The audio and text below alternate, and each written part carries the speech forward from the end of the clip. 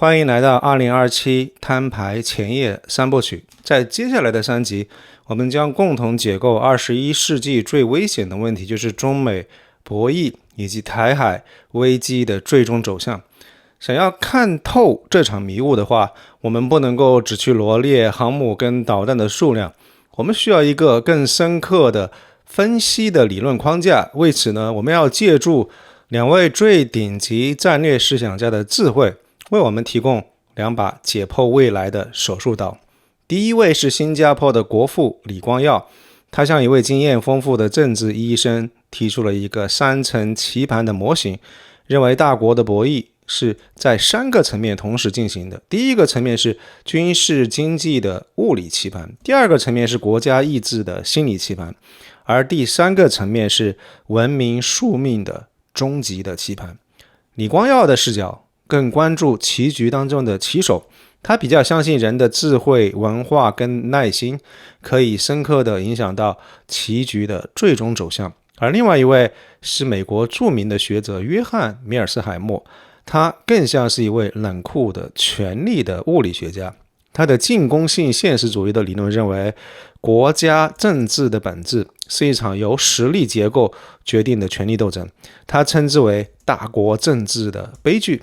米老师的视角更注重棋盘本身的规则，他认为无论棋手是谁，棋盘的这个结构性的压力最终都会迫使他们走上冲突的这么一个宿命的轨道。那么台海的未来究竟是由棋手的意志来决定，还是说早就已经被棋盘的规则命中注定了呢？今天在我们的第1部曲认知裂解当中，我们将会首先聚焦于李光耀所说的第2层心理层面的这个棋盘。我们将会看到台湾的内部防线是如何在一个名叫馆长的网红掀起的冲击波底下被撕开了一道深可见骨的裂口。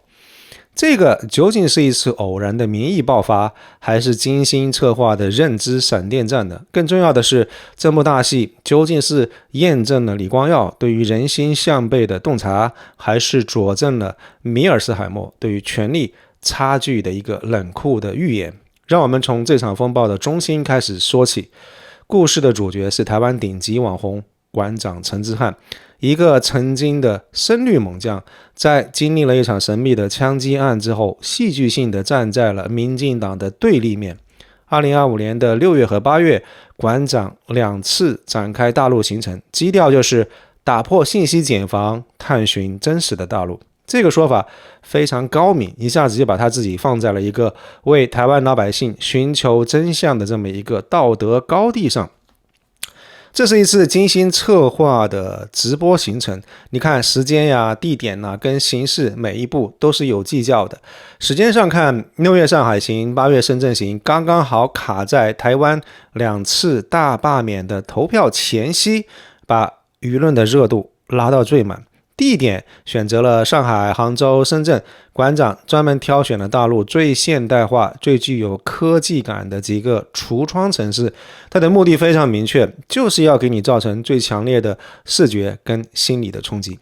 而形式上呢，针对绿营及其侧翼最爱用的那样一套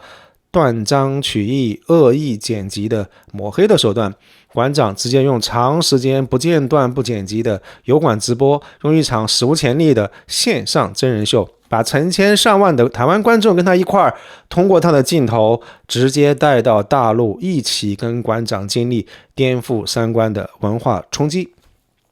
那我们看到第一个冲击波是在视觉上，当馆长站在上海外滩，镜头扫过陆家嘴的摩天大楼，他脱口就爆出了一句出口，靠，这个跟我从小到大在电视上看到的大陆完全不一样。那我跟你讲，那一刻无数的台湾观众心里面固有的大陆等于落后的刻板印象，就这么撕啦一声被撕得粉碎，发现自己被对岸反超的这么一种心理其实是很微妙的。而第2个冲击波是科技上的碾压，在深圳，馆长试驾比亚迪的方程豹电动越野车，他去看大疆无人机的技术，直播间里面的那种情绪啊，真的是特别复杂，有羡慕，有嫉妒，还弥漫着深深的焦虑跟无力感。那馆长不停地问，为什么这些年我们落后了？我们台湾在干什么？我们的政府在干什么？那这个问题说实话刺痛了很多台湾人的心。那直播的观看人数从几万、十几万一路冲到上百万，总观看数量达到了千万级别。馆长冲击波真真切切成了一个现象级的网络热词。那面对完全失控的舆论海啸，民进党那边的宣传机构疯了一样超负荷运转，他们搞了一整套的组合拳，想要来诋毁、来围剿馆长，但是其实没有起到什么效果。绿营骂得越狠，反倒证明了馆长他说的这个民进党只会抹黑不会做事的这个事情变得更加实锤了，反而让中间的选民更反感。更要命的是民进党在大罢免这个事情上完全低估了台湾社会内部早就憋着的那么一股怨气。这次罢免案其实本来就是名不正言不顺，很多人烦透了这种政党之间的恶斗。馆长的大陆行就像一个火把，扔进了早就堆满了干柴的舆论场。他非常成功的创造了一个特别有力的叙事的逻辑，一个呢是正在进步的非常发达先进的大陆，跟一个整天只会恶斗、只会说谎、只会抹黑的民进党政府。这个打法，他攻击的不是你某一个具体的政策好不好，而是从根本上就动摇了民进党跟他们媒体盟友的可信度。他在无数的中间选民的心里埋下了一颗怀疑的种子，一个破坏力超强的质问，就是如果你们在这些我们其实可以亲眼看到的小事情上都欺骗我，那么在那些我们看不见的大事情上面，你们到底撒了多少谎？我想对于这个质疑的最后的结果我们都知道了，7月跟8月2次大溃败，民进党主导的这个大罢免案全军覆没。这是民进党政党上的惨败，也是他主导的这个信息战，也是1450网军的惨败。馆长的直播镜头像是一个巨大的工程锤，狠狠地撞开了那样一扇被民进党人为关闭很多年的信息的铁门。那这场直播的本质是什么呢？从李光耀的视角来看，这是非常经典的认知作战。馆长他精准地选择了上海、深圳这些橱窗城市，用不剪辑的直播来对于台湾民众长期以来大陆等同于落后的刻板印象进行了一次降维打击。我们看到，当馆长爆出口惊叹陆家嘴的繁华，当油管的直播间里因为看到大疆无人机而充满了那种羡慕嫉妒跟焦虑感的时候，这个正是李光耀第二层心理棋盘上的交锋。台湾社会原本对于对岸有着优越感跟自信心，但是通过馆长的直播，被对岸更为强大的发展的这个现实所吞噬掉了。馆长那句发自内心的灵魂拷问，我们台湾这些年在干什么，刺痛的正是这样一种集体心理。那如果让米尔斯海默来分析的话，他会说，这根本不是什么认知战，而是一场赤裸裸的权力的展示。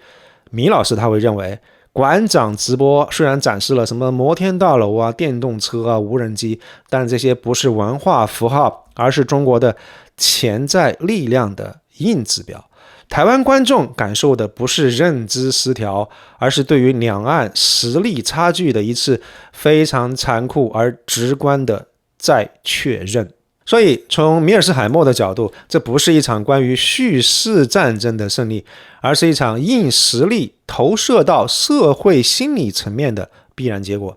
民进党宣传机器的溃败也不是输给了馆长的口才，而是输给了他镜头背后那些无法否认也无法辩驳的现实的实力的差距。我们看一个数据你就知道馆长这个事儿闹得到底有多大。馆长这一系列的直播累计观看人次超过1600万，在一个只有2300万人口的地方，这个数字足以掀起一场舆论风暴。馆长的冲击波之所以能量这么大，不光是因为直播本身，更是因为他精准地戳爆了一个早就存在的政治高压锅，而点燃这个高压锅引信的恰恰是民进党他自己。2025年，民进党虽然赢了总统选举，但是在立法院没有过半，第一次遇到了朝小野大的局面，干什么都束手束脚。那为了打破这个僵局，民进党跟他的侧翼团体发起了一场超大规模的大罢免的运动，目标是在野党的几十个立法委员跟地方官员。他们的盘算很精明哈，就是通过搞一场2次选举，把对手干掉，这样就能够改变国会的权力结构。法律上来讲，这个事儿确实是可行的，历史上也有成功的案例，比如说2020年高雄市长韩国瑜被罢免，但也有失败的案例。其实历史给我们的经验教训就是，想要成功罢免这些人，你必须要有一个能够超越党派、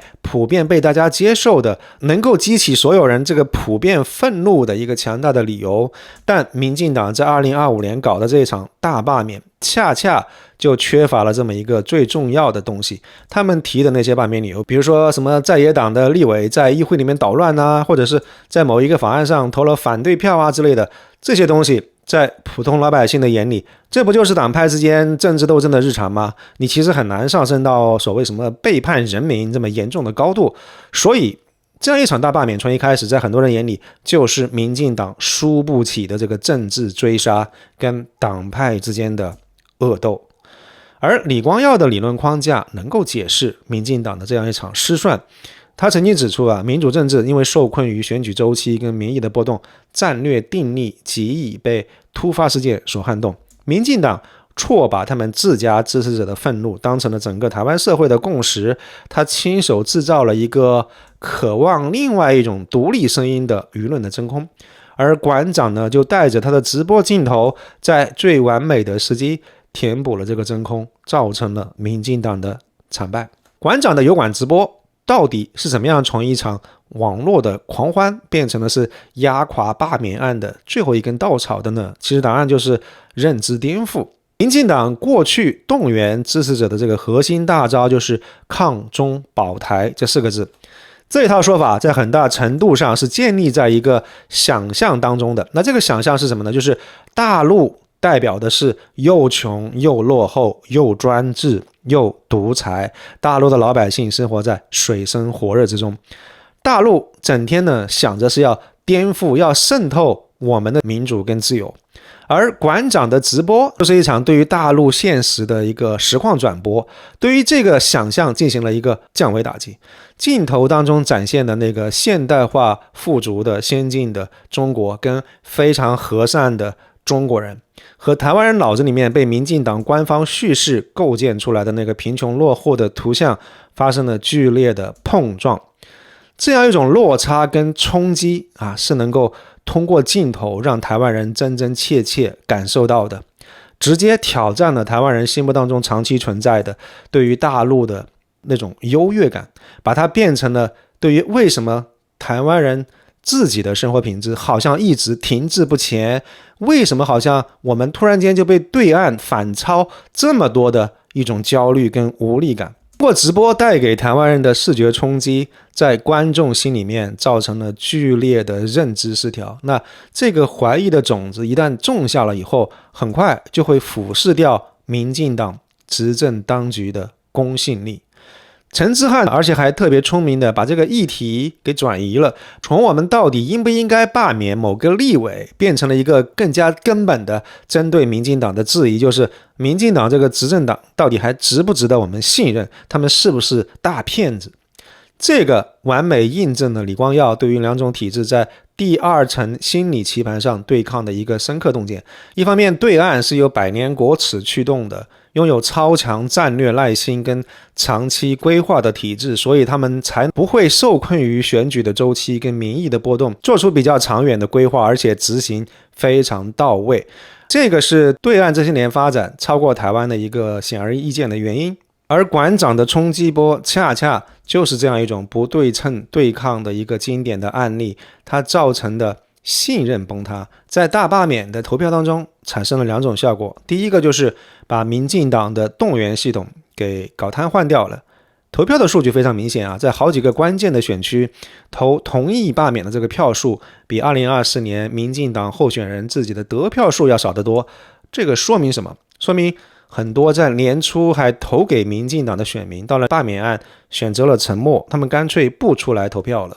因为馆长的直播其实动摇了那些本来就对于这样一场政治的追杀跟党派的恶斗已经非常反感的这些浅绿跟中间的选民。既然通过馆长的镜头已经证明了执政党是骗子，他们在关于大陆的议题上说了谎，那么如果我出门对于罢免案投同意票的话，那不就是在给骗子的权力斗争站台了吗？所以这样一种釜底抽薪跟道德上的别扭，让民进党的基层动员失灵了。第二个就是这个直播呀，它刺激了在野党的反守为攻。对于民众党跟国民党的支持者来说，馆长的直播把这样一场罢免案从一场被动的保卫战变成了一场主动的惩罚民进党的反击战。从数据也能看到，在一些选区不同意票的这个数量甚至超过了国民党候选人2024年当选时的票数。最终的结果我们都看到了，民进党发起的大罢免是大失败，输得一败涂地。馆长陈之汉，一个浑身都是缺点的网红，为什么能够打败一个拥有庞大资源的执政党呢？就是因为在大罢免的关键时刻，用直播镜头说服了足够多的选民，认为馆长代表的才是更真实的那一方，而民进党他们是说了谎。馆长那句发自内心的灵魂拷问，如果你们在那些我能够亲眼看到的这些小事情上都骗我，那在那些我们根本看不到的大事情上，民进党你们到底撒了多少谎？这样一句质问足以消解掉民进党及其侧翼大半年以来的所有的努力。罢免案的惨败标志着一个深刻的转变，当台湾民众开始怀疑民进党政府在大陆议题上撒谎的时候，执政当局的公信力就开始被消解。从李光耀的第二层心理棋盘上来看，这是一次信任的崩塌。抗中保台的叙事逻辑建立在一个落后的大陆跟进步的台湾这个想象的基础之上。馆长的油管直播呢，用眼见为实的方式摧毁了这个想象当中的根基。原来我们台湾才是落后的那一边呀。而米尔斯海默他会把整个的分析推向一个更加冷酷的层面，这个不是信任的崩塌，这个是威慑失效的预言。米老师会说，民众的行为本质上是对于权力现实的一个理性的计算。当他们相信台湾在美国的支持底下有实力优势的时候，抗中保台的确是可以成立的一个选项，因为符合他们的安全利益。说白了，潜意识就是，就算现在台湾不咋地，但是有着最先进的国家美国的加持，我们总还是比对岸要更先进吧。但是当他们通过这个镜头直观地感受到大陆的实力优势已经无法抗衡，甚至就连美国的领先优势也已经被轻视的时候，一部分人就会开始重新计算成本与收益。这个时候继续选择对抗一个占有压倒性强大优势的邻居，是否依然是一个明智的选择呢？所以民众不再投票，在米老师看来并不是因为道德上的别扭，而是因为开始了一种战略性的随波逐流。这是一种弱者为了求生存而向强者靠拢的本能。罢免案的失败正是这样一种随波逐流心态在台湾政治上的早期的体现。而在整个过程当中，北京的角色像一个高明的棋手，他不直接下场，而是在陈之汉自己生产出内容之后，通过官方媒体跟社交网络对于这些内容进行二次传播跟正面的解读。他们把馆长的直播包装成是台湾同胞打破绿营的谎言，亲眼见证祖国发展的一个生动的案例。他们没有去创造新闻，而是诠释了有台湾人自己创造的新闻，这个就实现了以台制台的舆论效果。馆长事件的成功给北京提供了一套可以复制而且性价比超高的对于台湾影响力作战的新模式，我们可以叫它馆长模式。这个模式的核心就是寻找跟鼓励那些曾经批判过大陆的这些转化者来充当信使。在内容上是聚焦在科技啊、经济啊、民生这些非政治的大陆的硬实力上，而在渠道上主要是利用海外的平台，比如说油管，在姿态上呢又跟这些网红保持一定的距离，然后确保整个操作的灵活性。这个馆长模式的诞生，标志着北京的对台工作从传统的宣传战全面升级到了认知作战。它的目标不再只是简单的让你相信某条新闻，而是配合馆长或者类似的网红来客观展示大陆已经拥有的相对于台湾的经济跟科技发展的优势。馆长通过直播触动的不仅仅只是政治上的认同，更是深层次的文明跟文化层次的认同。当台湾民众看到一个同文同种讲着同一种语言的社会在飞速发展，而自己被远远甩在身后的时候，这样一种冲击力远超单纯的单向的政治的宣传。而另外一方面，馆长直播镜头当中所展示的大陆的经济与科技的活力，正是李光耀理论当中经济引力的一个具体的体现。它会让台湾的民众，特别是年轻人对于抗中保台必须要付出的一个经济代价产生更切身的感受跟疑虑。为什么这些年我们落后了？我们台湾这些年在干什么？我们的政府在干什么？那意见领袖的灵魂拷问足以颠覆台湾社会面对对岸的这么一种优越感，而且会向内发出自省的这个声音。那如果你们民进党在这些我们能够亲眼看到的小事情上都欺骗我们，那么在那些我们根本看不见的大事情上，你们到底撒了多少谎？这个质问足以从根本上开始消解民进党政府的公信力。如果再辅之以93阅兵要展示的这个强悍的军力跟压倒性的军事优势，这个在某种程度上会开始瓦解整个社会的抵抗意志，而这一点我们会在第3集当中展开来讲。李光耀把整个过程当中北京的角色称之为高明的棋手因为他们没有自己下场，巧妙地利用馆长这个代理人，用全市新闻代替制造新闻，实现以台制台的舆论效果。这是一种注重策略跟时机的东方智慧，而米尔斯海默呢，就会将这个定义成为崛起霸主的一个非常典型的离岸平衡策略的变种。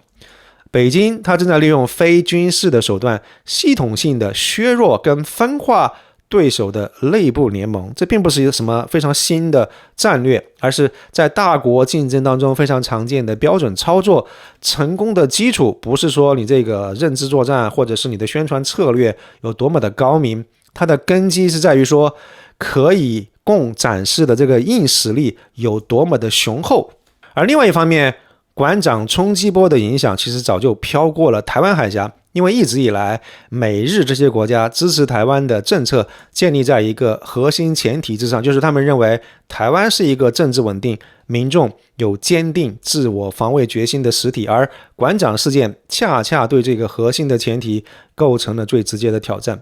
当龙应台喊出美国已经靠不住了，台湾的时间不多了的时候，当馆长喊出台湾与大陆一定要相亲相爱，我们都是堂堂正正的中国人的时候，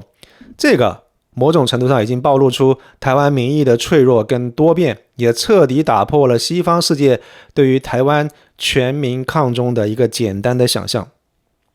一个网红几场直播就能够把执政党民进党的这个政治议程给搞瘫痪掉，一个网红让无数台湾人能够勇敢地打破沉默的螺旋，敢于自我承认自己是堂堂正正的中国人。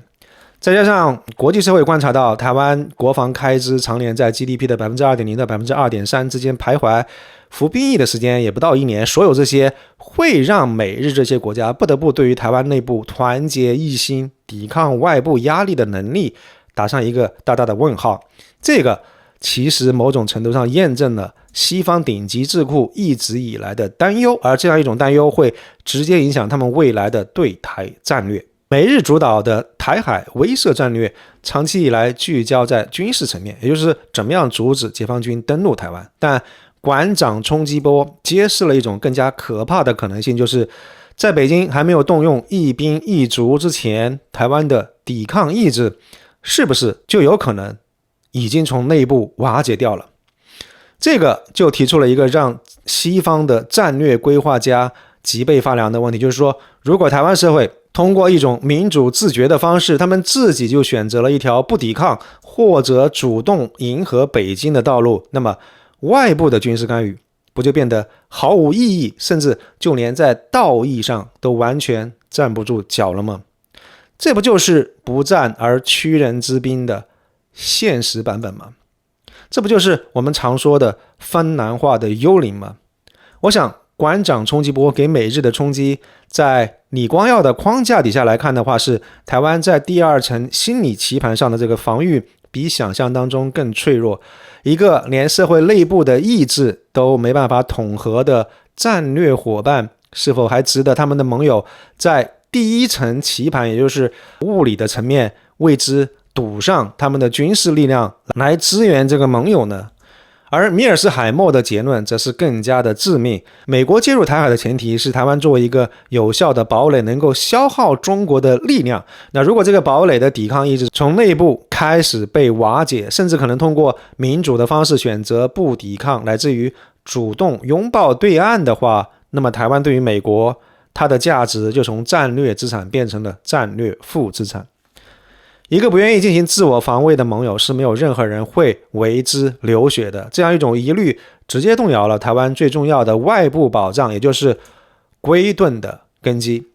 虽然馆长这个冲击波暂时平息了，但是他在台湾社会撕开的这个裂口正在引发一场战略的滑坡。我们会看到李光耀的棋手视角揭示了这样一场舆论战当中人心的微妙变化跟策略的精妙的运用，而米尔斯海默的棋盘视角揭示了其背后冷酷的实力法则。